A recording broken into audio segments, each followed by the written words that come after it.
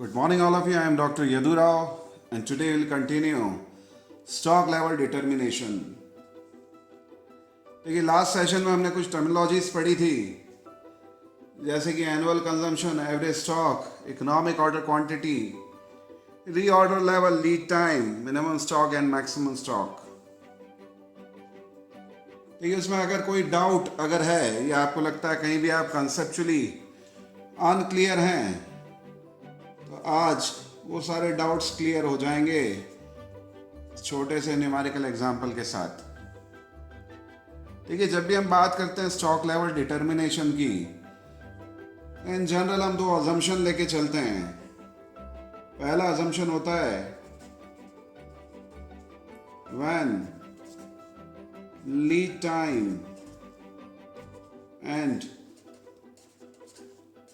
Daily consumption are uniform.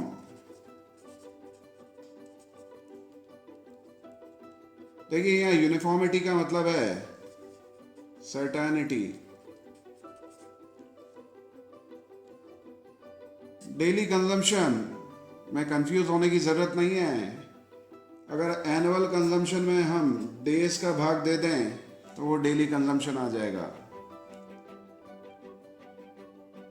यानी question में अगर 360 डेज दे रखे हैं तो annual consumption divided by 360 days, 300 days दे रखे हैं तो डिवाइडेड बाय 300 डेज। तो कोई बहुत बड़ा डिफरेंस नहीं है, सिंपल चीज़ है। तो पहला अजम्पशन जो है वो सर्टेनिटी का है, यानी हम श्योर हैं लीड टाइम को लेकर के और डेली कंजम्पशन को लेकर के। और हम ये बोलते हैं कि लीड टाइम यूनिफॉर्म रहेगा का मतलब है कि अगर इन जनरल 4 दिन लगते हैं डिलीवरी होने में या 3 दिन लगते हैं डिलीवरी होने में रॉ मटेरियल की स्टोर्स में, तो अगर 4 दिन है तो तीसरे या 5वें दिन डिलीवरी नहीं होगी, चौथे ही दिन डिलीवरी होगी। इन द सेम वे अगर हम एग्जांपल लेते हैं, एनुअल कंजम्पशन 90,000 केजीज है और डेली कंजम्पशन निकालना चाहेंगे और मान लीजिए आता है 250 केजीज और अजम्पशन हमारा यूनिफॉर्मिटी का है। इसका मतलब है कि हर दिन 250 KGs of raw material consume होगा प्रोडक्शन प्रोसेस में। ये ना तो 249 केजीज होगा ना ये 251 केजीज होगा, ये हमेशा 250 केजीज ही रहेगा। चलिए दूसरा अजम्पशन है when lead time and daily consumption are not uniform। देखिए ये वो सिचुएशन है जहां अनसर्टेनिटी है। इसका मतलब we are not sure about the lead time. यहाँ पे हमें रेंज दी जाएगी कि भाई डिलीवरी 4 से 6 दिन में होगी, यानी 4 दिन भी लग सकते हैं, 5 दिन भी और 6 दिन भी। इस तरह डेली कंजम्पशन में भी यूनिफॉर्मिटी नहीं है। किसी दिन हो सकता है हम 250 केजीज कंज्यूम कर लें, किसी दिन उससे कम या किसी दिन उससे थोड़ा ज़्यादा रॉ मटेरियल हम कंज्यूम कर लें। चलिए एक एग्जांपल लेते हैं। मान लीजिए क्वेश्चन में एनुअल कंजम्पशन आपको दे रखा है 90,000 केजीज किसी मैन्युफैक्चरिंग यूनिट के केस में। फैक्ट्री में साल भर में 90,000 किलो रॉ मटेरियल कंज्यूम होता है। साथ में आपको दे रखी है ऑर्डरिंग कॉस्ट और वो आपको दे रखी है ₹200 पर ऑर्डर। क्वेश्चन में आपको कैरिंग कॉस्ट भी दे रखी है ₹4 पर यूनिट।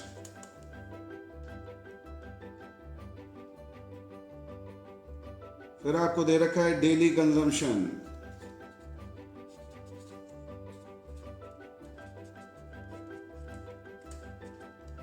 और लीड टाइम।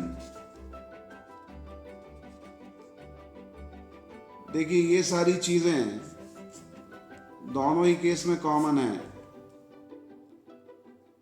लेकिन जब हम बात कर रहे हैं डेली कंजम्पशन की, तो इन केस ऑफ यूनिफॉर्मिटी मान लीजिए हमें दे रखा है 250 kgs और लीड टाइम दे रखा है 4 days। और जब हम बात करते हैं when lead time and daily consumption are not uniform, यहाँ पे हमें डेली कंजम्पशन की रेंज दे रखी है, मान लीजिए 200 to 300 kgs, और इसी तरह लीड टाइम की भी रेंज दे रखी है हमें 4 to 6 days।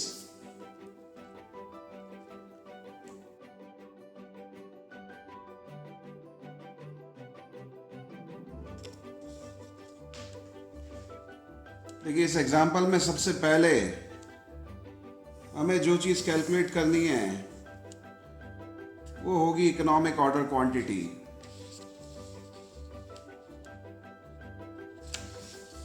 और इकोनॉमिक ऑर्डर क्वांटिटी कैलकुलेट करने के लिए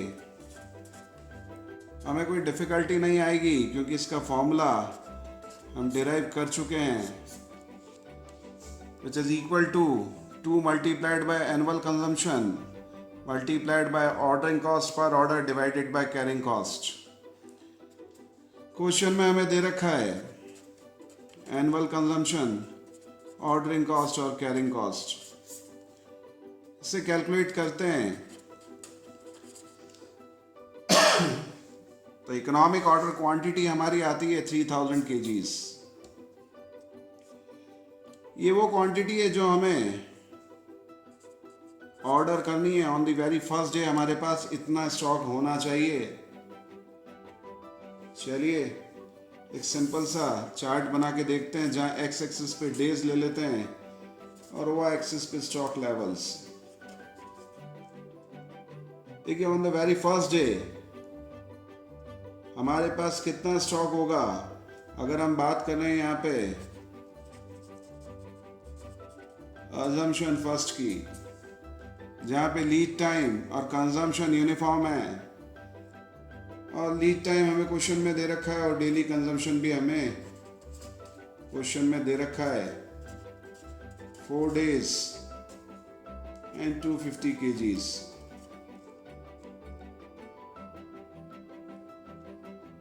देखिए on the very first day हमारा स्टॉक 3000 kgs का रहेगा। देखिए ये जो 3000 kgs हैं ये हमारा EOQ है, और एट द सेम टाइम यही हमारा मैक्सिमम स्टॉक भी होगा, क्योंकि ये स्टेट सर्टेनिटी की है और हमें मालूम है कि इससे ज़्यादा स्टॉक रखने का मतलब हम अननेसेसरी अपने फंड्स को स्टक कर देंगे इन्वेंट्री में। तो on the very first day हमारा स्टॉक है 3000 kgs। With the passage of time ये डिप्लीट होता जाएगा और फाइनली ये 0 पे पहुंच जाएगा स्टॉक लेवल। अब बात ये आती है 0 पे कब पहुंचेगा या कितने दिन में पहुंचेगा। तो यहाँ पे देखिए हमारे पास 3000 kgs ऑफ रॉ मटेरियल है और डेली कंजम्पशन है हमारे पास 250 kgs का। इसका मतलब ये जो स्टॉक हमारे पास रखा हुआ है ये 12 डेज का स्टॉक है, यानी 12th डे पर हमारा स्टॉक निल हो जाएगा, 0 हो जाएगा। लेकिन हमें ये भी मालूम है कि 12th डे को हमें वापस से रिप्लेनिश करना है स्टॉक और 3000 पे लेके जाना है, क्योंकि 3000 kgs ही हमारी इकोनॉमिक ऑर्डर क्वांटिटी है। और यहाँ पे हमें मालूम है कि हमारा लीड टाइम 4 डेज का है। इसका मतलब 8th डे पर हमें ऑर्डर प्लेस कर देना चाहिए, ताकि 12वें दिन तक हमारे पास स्टॉक रिप्लेनिश हो जाए। अब बात ये आती है कि 8th डे तक या 8वें दिन हमारे पास कितना स्टॉक बाकी रहेगा। तो ये कैलकुलेशन कोई डिफिकल्ट नहीं है। 250 kgs का डेली कंजम्पशन है और 4 दिन का स्टॉक हमारे पास जब पड़ा हो, यानी 1000 kgs का, तब हमें वापस से ऑर्डर प्लेस कर देना चाहिए। इसका मतलब जैसे ही हमारा स्टॉक 1000 केजीज पे जाएगा वैसे ही हम रीऑर्डर करेंगे स्टॉक का या रॉ मटेरियल का, तो हमारा रीऑर्डर लेवल हो जाएगा यहाँ पे 1000 केजीज। देखिए इसी तरह वापस हमारा स्टॉक रिप्लेनिश होना करने से पहले डिप्लीट होना चालू होगा और 24th डे को हमें वापस से सप्लाई चाहिएगी, क्योंकि अगर सप्लाईज नहीं आएंगी तो यहाँ पे स्टॉक नील हो जाएगा। इसका मतलब हमें 20th डे को हमारा सेकंड ऑर्डर प्लेस कर देना चाहिए, यानी वापस जब हमारा स्टॉक लेवल 1000 केजीज पे पहुंचेगा। तो देखिए बहुत सिंपल सी बात है, इसमें कोई फॉर्मूले रटने जैसी कोई चीज़ ही नहीं है। यहाँ पे अगर हम कैलकुलेशन करते हैं तो सबसे पहला कैलकुलेशन होता है इकोनॉमिक ऑर्डर क्वांटिटी का, जो कि मैक्सिमम स्टॉक होगा।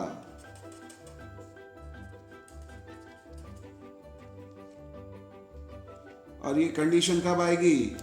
तब आएगी जब हम सेफ्टी स्टॉक मेंटेन नहीं करते। सेफ्टी स्टॉक का मतलब हम जानते हैं मिनिमम स्टॉक हमारे पास नहीं है।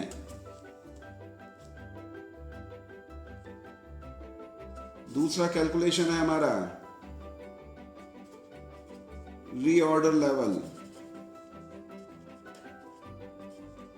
देखिए यहाँ पे हमें 4 दिन का स्टॉक मेंटेन करना है, या ऐसे कह लीजिए कि 4 दिन का स्टॉक जब हमारे पास बाकी है रॉ मटेरियल का, तब हमें ऑर्डर प्लेस कर देना चाहिए। यानी जब स्टॉक लेवल 1000 केजीज पे पहुंचेगा तो इसका फॉर्मूला बहुत सिंपल हो जाएगा, जिसमें हम बोलेंगे lead time is to be multiplied by daily consumption. देखिए बहुत सीधा और सिंपल कैलकुलेशन है। अब यहाँ पे अगर क्वेश्चन में हमें दिया जाता है फॉर एग्जांपल कि मिनिमम ऑर्डर हमें मिनिमम स्टॉक हमने मेंटेन करके रखना है, और क्वेश्चन में मान लीजिए आपको बोलें कि 2 डेज का सेफ्टी स्टॉक या मिनिमम स्टॉक आपको मेंटेन करना है, तो थोड़ा सा चेंज हो जाएगा फॉर्मूले में। यानी अब आपको 500 केजीज का स्टॉक मेंटेन करना है, irrespective of economic order quantity and reorder level. ये आपको हमेशा मेंटेन करके रखना है, यानी इतना पैसा आप हमेशा स्टॉक के बराबर पैसा आप स्टॉक में स्टॉक करके रखना पड़ेगा आपको। इस सिचुएशन में हमारे फॉर्मूले में हर जगह 500 केजीज ऐड हो जाएगा, चाहे वो फॉर्मूला रीऑर्डर लेवल का हो, चाहे वो फॉर्मूला मैक्सिमम स्टॉक का हो। होपफुली इसमें कोई दिक्कत नहीं आनी चाहिए। चलिए एक बार कैलकुलेशन करके देख लेते हैं। सबसे पहले कैलकुलेशन होगा EOQ का, जो हमने करके देखा है 3000 केजीज।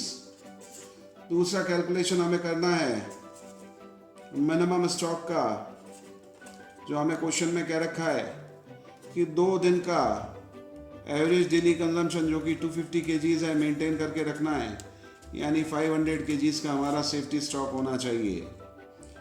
यहाँ पे हमारा रीऑर्डर लेवल हो जाएगा lead time multiplied by daily consumption plus safety stock, यानी lead time into daily consumption plus 500 kgs of safety stock, which will come to 1500 kgs। और यहाँ पे हमारा मैक्सिमम स्टॉक हो जाएगा economic order quantity plus safety stock, यानी economic order quantity अगर 3000 kgs है और 500 kgs हमारे पास सेफ्टी स्टॉक है, तो maximum stock will reach to 3500 kgs। यानी यहाँ पे अगर हम एडिशनल सेफ्टी स्टॉक मेंटेन करते हैं तो हमारे स्टॉक लेवल्स उस सेफ्टी स्टॉक के अकॉर्डिंग बढ़ जाएंगे, +500 kgs एंड अगेन +500 kgs।